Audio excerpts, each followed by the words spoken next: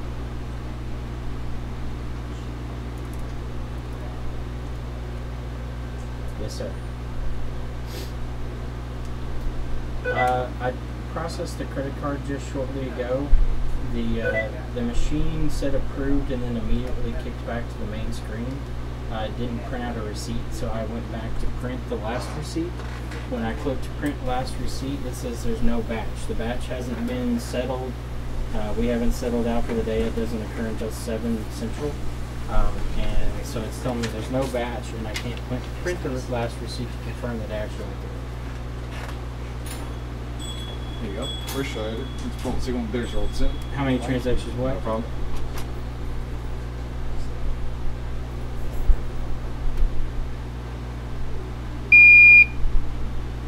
I mean,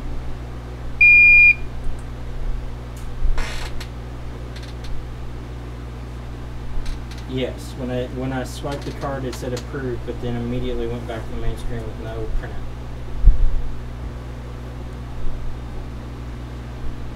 Yes, it's only one, but I want to make sure that it A, went through, and B, that I can offer them a receipt.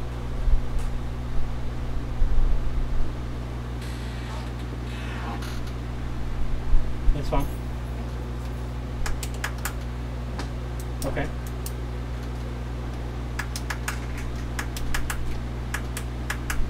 The amount, hold on 1 second. Yes. Okay. Is there any way I can print a receipt?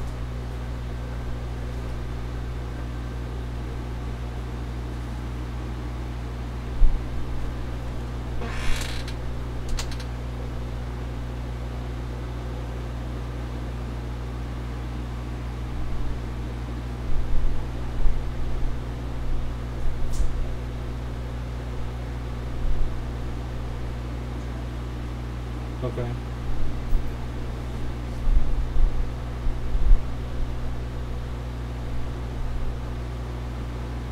Okay.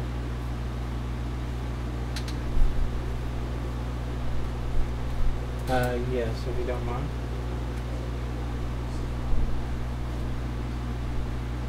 Okay.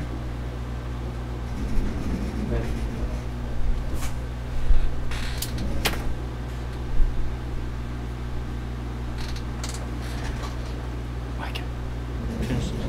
It's through the internet. Finish them up. It went through. This is the approval code number right there, right on the receipt. Okay. Yeah, we're through the internet. Sorry.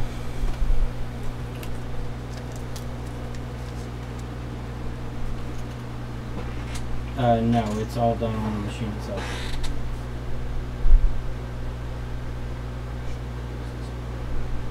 I'll write a receipt.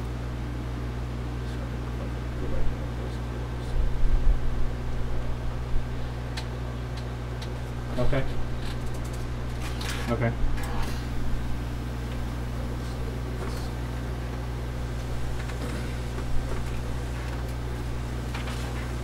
They gave me the approval code for the card. Put it on theirs. Yeah, just write it on there. If you want the actual receipt, he said he can give it to you tomorrow. Okay, that's fine. The actual credit card. I'll come get it. But we'll have the receipt here for that one. Okay, that's fine.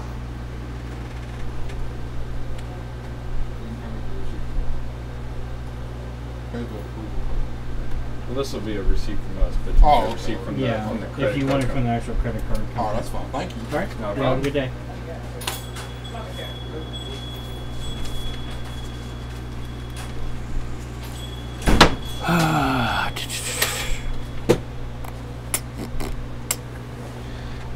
Just put them on loudspeaker and keep on working. I don't even hear them anymore, so.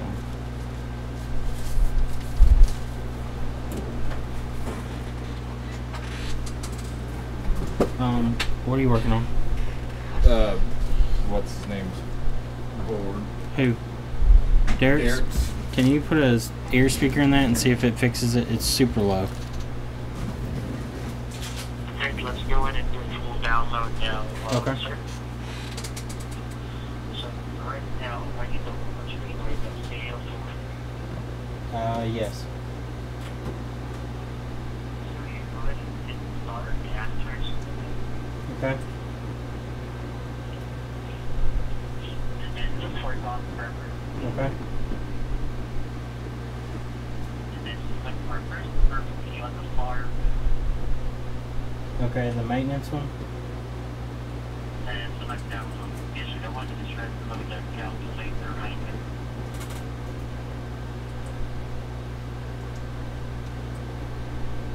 Okay, and click download. Okay. It's asking. Yeah, with group ID. Yes. One. Yes, number one is there already, right? So you just press enter. Okay. Select full PM Okay. and full down. Okay. TCPIP. Okay. And order options right now, sir. Edit or start. Do you see the numbers 8762671? Yes. And do you also see the number 64.57.150? No. Do you see the letters BDV1? TDV1. Yes. Okay, it starts in. Okay. It's downloading. Downloading. So this may take less than 30 minutes, so let me stay here for live again. Okay. But that may be everything that you got from the internet connection as well. Still minutes if it starts to record again. Okay.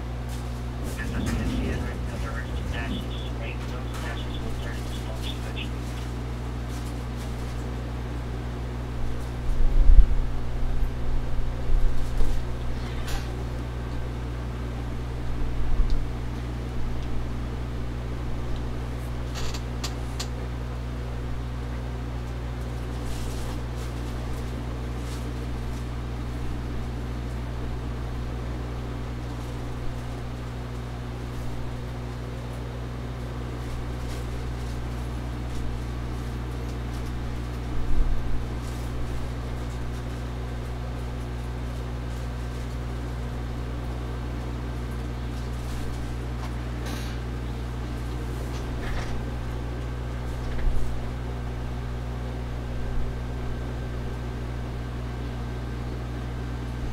Alright, well while that's downloading, I'm going to keep on working. I put him on mute. Let's see.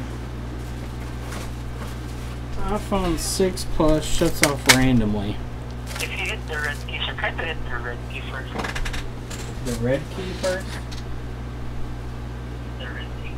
I missed something. Let me put the translate first. Okay. So it's canceled. It's rebooting itself.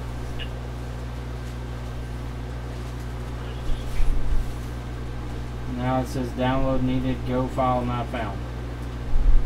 Just stay on that page first. Let me just add something to your file. Just make sure that we have all the functions needed. Okay.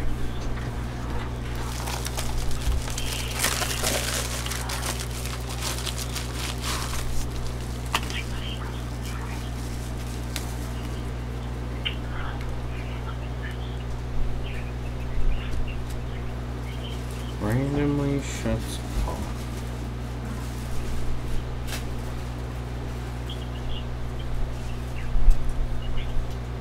So you press F2 and F4 at the same time. Okay. And then it should ask for a password. Yes. After pressing F2 and F4. Yes. Password is 1 alpha alpha. Say that again. It's 1 alpha alpha.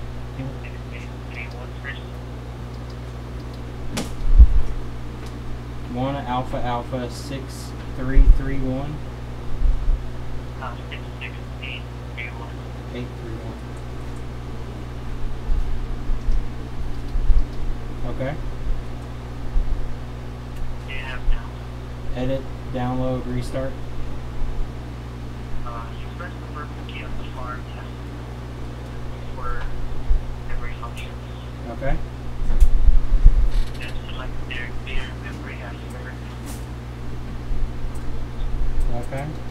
Clear memory. Group ID is set to 1. Yes, number 1 enter. Okay, ask it for password, same one. Same password. Okay.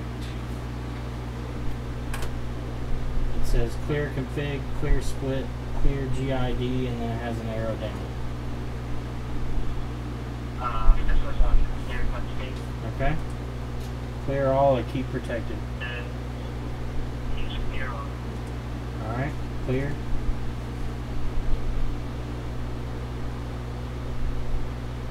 Now press the red agent once. Okay. What do you have now on the screen? Clear config, clear split, and clear GID. Press the purple key on the farm. You go down and look for clear all. Okay. Clear all groups, confirm or cancel. Confirm. All files cleared. Now hit the red key 5 times. Okay, which I'm at the edit parameters, download, restart. Yes, number 2 for download. Okay. Multi-app, just like before. You just select their key app. Full download, group 1. It says clear application from group 1, yes or no? Just check something here, sir. Oh yes, just keep selecting yes. Yeah, that's clear. Confirmed for deletion of application.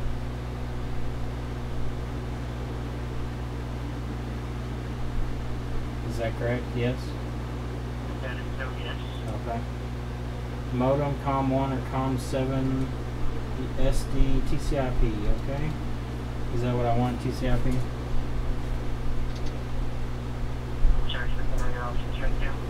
I'm on the next page. The options are modem, COM1, COM7, SD card, USB flash, or TCIP. You press the purple key on the farm to go down. Yep. Or TCIP. Yep.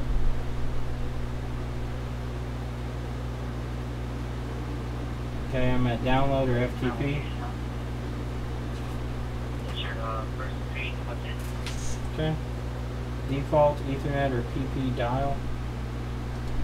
Press the enter key again.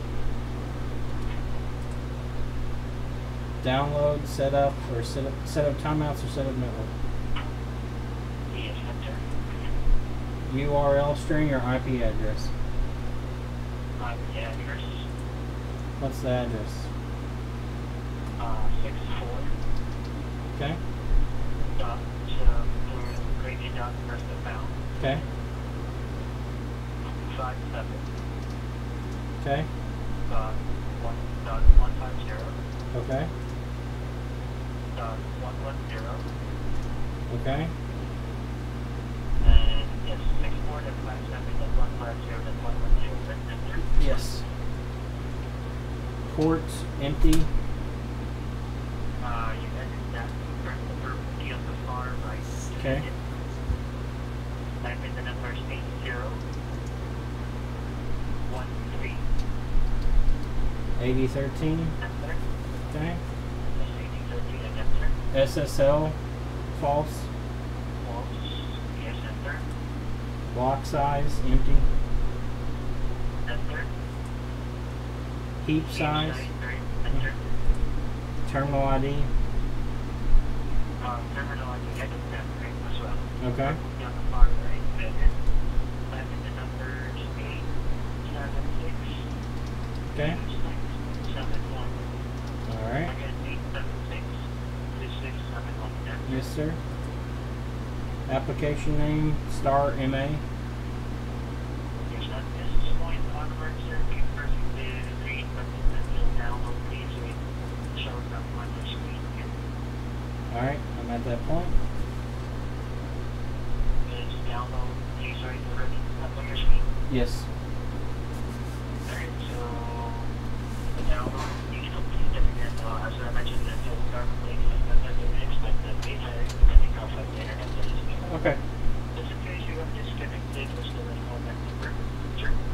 It's 502-420-8850. 502-420 meeting 50. Yes, sir. This is BS line. Enter your call attention if you don't those stars you get across your screen. Okay, thank you. Get this face and a speakerphone. Okay. Alright, back to what we were doing. While that downloads. So this one is supposedly random reboot iPhone 6 Plus. Random reboot usually means that there is a data line that gets drugged down. Can also be battery. Let's see if the battery's been replaced in this. It looks like it has been replaced. I don't know if it's the correct battery. Let's see what the 6S Plus uses. Sorry everybody for the wait. Let's see, 6S Plus battery capacity is 2750, so it's got the right battery in it. It looks like, yeah, it's an aftermarket battery. Could be the battery. Let's pull this back cover real quick. It does look a little worn, like it's been pressed on. So I just want to make sure that there's no damage anywhere that I can see. Seems to look okay. So let's check down here. All that looks good. Alright, let's see what kind of amperage this thing is drawing. See if maybe there's a short somewhere. I'm going to leave everything unplugged. That way we can isolate what it could be. No cameras, no power buttons, nothing. And we're going to see if it'll randomly reboot on us. Random reboot, who knows how long that means. Does that mean a few minutes? Does that mean a few hours?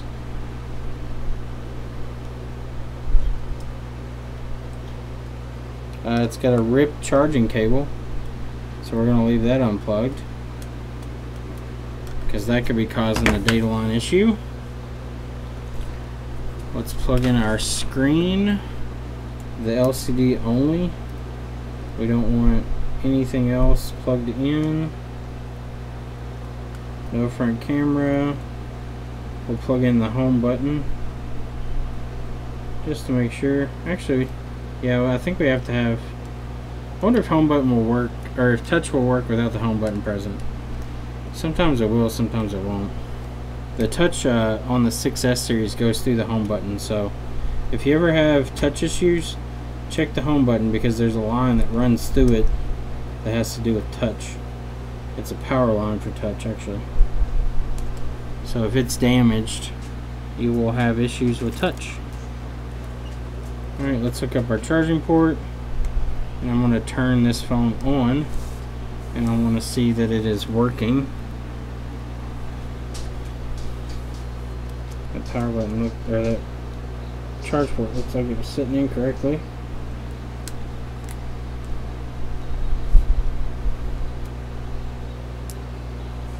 Yeah, it's about as good as it gets, I guess.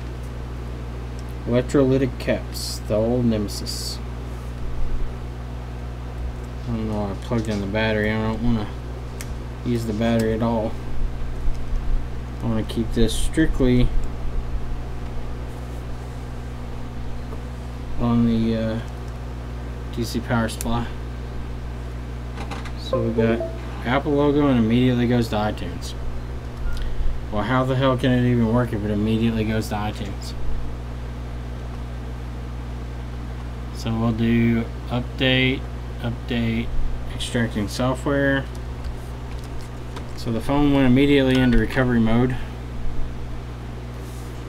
So that could be why it's randomly shutting off. What's up, Alex?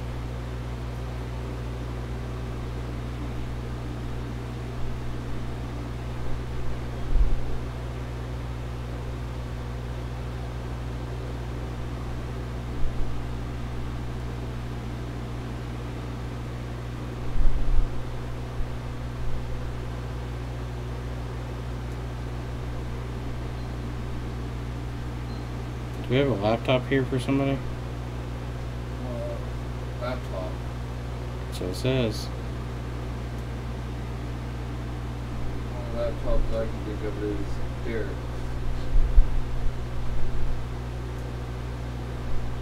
Oh wait, there's this one that I tried calling them. I couldn't get a hold of him, but I formatted his hard drive and got it working. But there's something up with the trackpad, and I was calling him to see if he wanted me to figure out what was going on with it. Somebody asked me if I would do an iPhone 7 screen for $100 because Digital Doc said they do it for $120. I said no.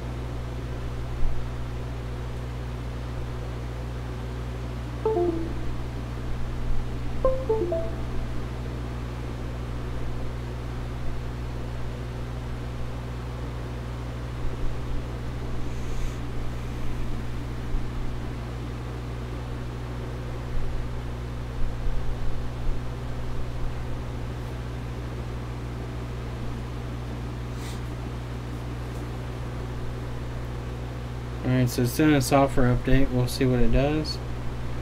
Voting, see you later, man. Alex, no, nothing really crazy. I've been on support with my credit card for a while. Evidently, we're updating my credit card machine tonight. Got 2 4K monitors in. Definitely increased in streaming. 4K monitors, bruh. You got that big money. Alright, so it's updating right now. We'll just wait. Did you try that 5C? It's charged. Oh, you did? Yeah. You want a battery that's charged? That way you can be done with it?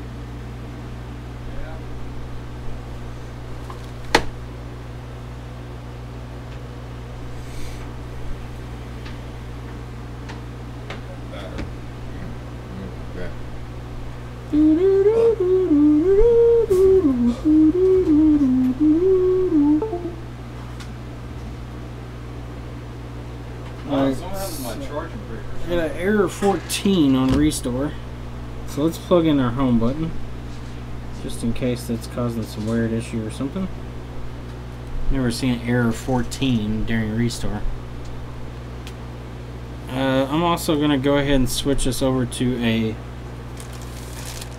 battery, because sometimes the power supply can kind of fuck with the system, because it doesn't, it reports battery data, but I don't know how accurately it reports it. So we'll put a known good in here. Let's unplug, replug. Well, kind of sucks when the cable comes loose.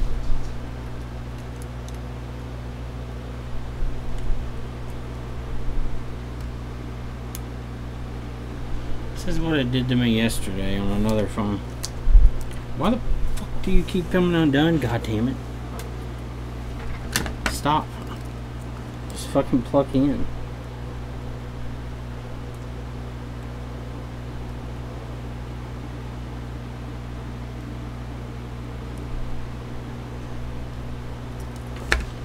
Oh my god. Just non-stop fuckery. I'm about to pull this thing out of the frame. There's no sense in it honestly being in the frame. Doesn't do me any good.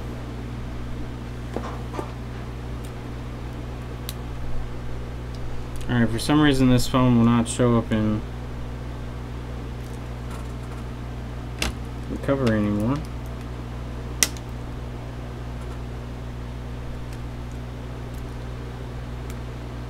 Is TriStar fucked on it? Now it won't even turn on. Alright, cool. We're going backwards here.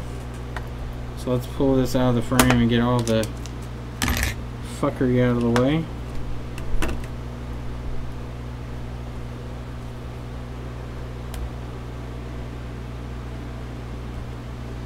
Yeah, TriStar seems completely fucking dead now.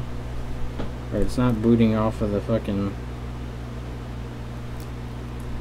Oh, now the battery supposedly is dead. There it goes. Still not seen by iTunes.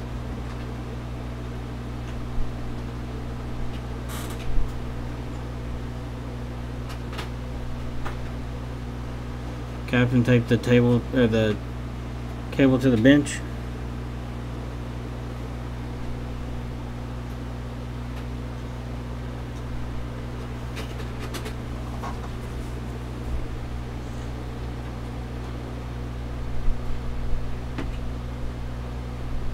Alright, USB cable. It's on one fucking slot. Go into it, piece of shit. Alright, so we're not getting any comms with fucking TriStar now. Alright, let's try a different computer.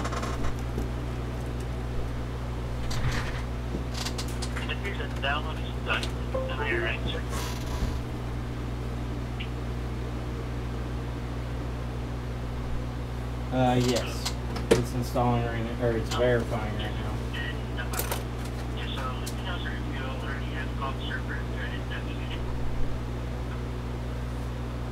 What's that?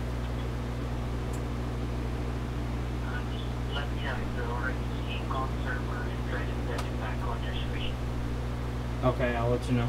It says it's confirming.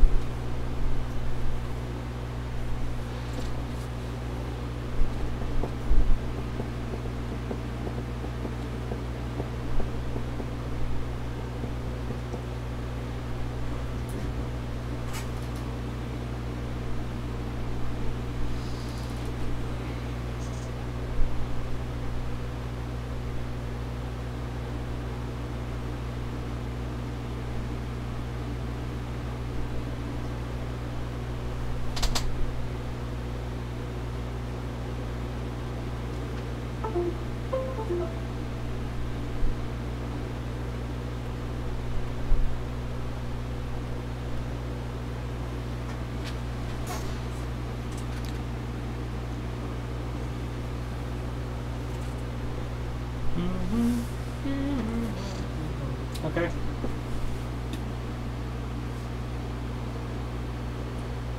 Sir? Are you there? It's back on that main page now.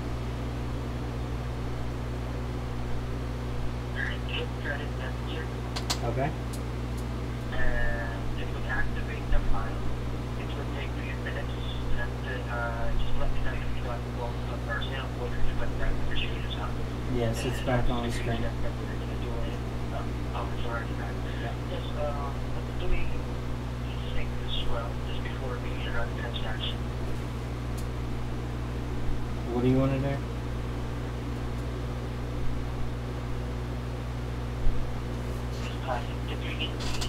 Okay.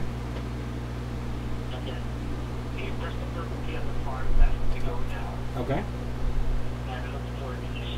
Okay. Okay.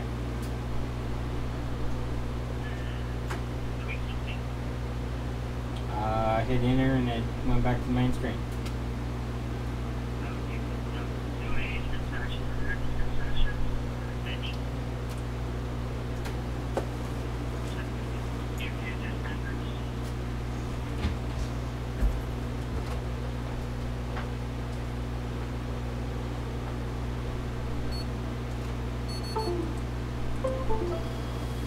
Okay, you gave me a receipt. Alrighty.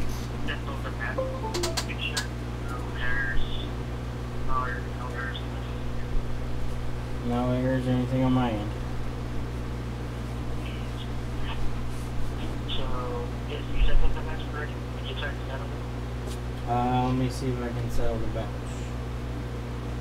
What's the passcode? It's actually. Okay.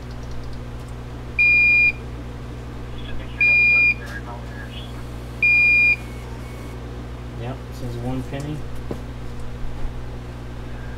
So that's good. So I entered the report for the transaction that we settled.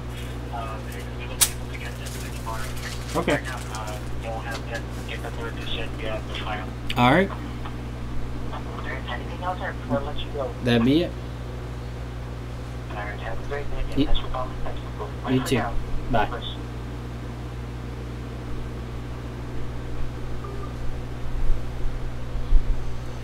That was excruciating long for no reason.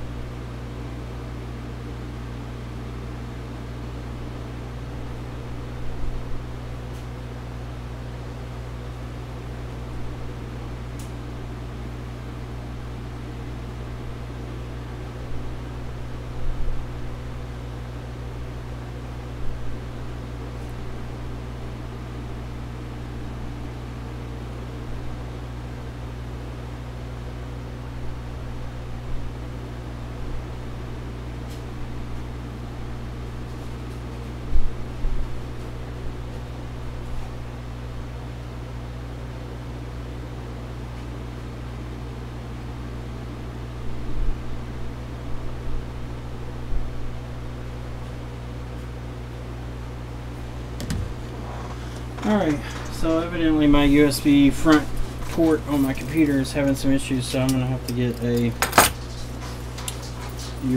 longer USB cable so I can plug it into the back port.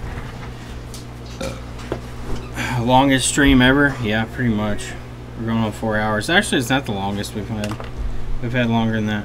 I'm going to end it that. It's time to go home anyway. I'm going to let this one restore. It seems like it's probably a software problem, the fact that it kicked it straight into DFU mode when I plugged it in.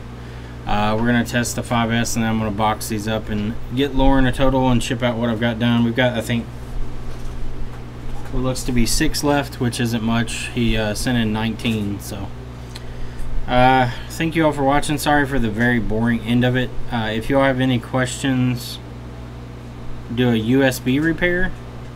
Henry, what kind of USB repair? But if you all have any questions, I can answer them for you before I go.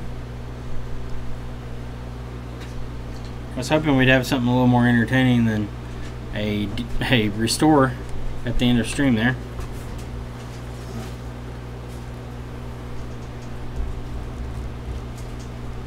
I thought it quit working, but it was actually the port on my computer is acting weird. It works sometimes, sometimes it doesn't, so I'm just going to use the rear USB. Error 9. Well, that's nice. Error 9. Well, that gave us an error 9, so cool. But anyway, I'm going to get off here. Thank you all for watching. Thank you for standing with me through the boring end of this stream. I know sometimes the streams can get weird, especially with active customers coming in and out. But thank you all for watching, and I will see you all tomorrow. We will finish up Lauren's stuff as long as we don't have any big workloads come in. I think we're caught up with every piece of mail in other than those last 6 phones, which are all going to be nightmare phones, I'm sure. Hopefully the mic has stayed out of porn mode all stream. Seems like it has. I haven't had any quotes about it unless you all have just been listening to me in porn mode. In that case, I hope you enjoyed. And you all have a wonderful night, and I will see you all later.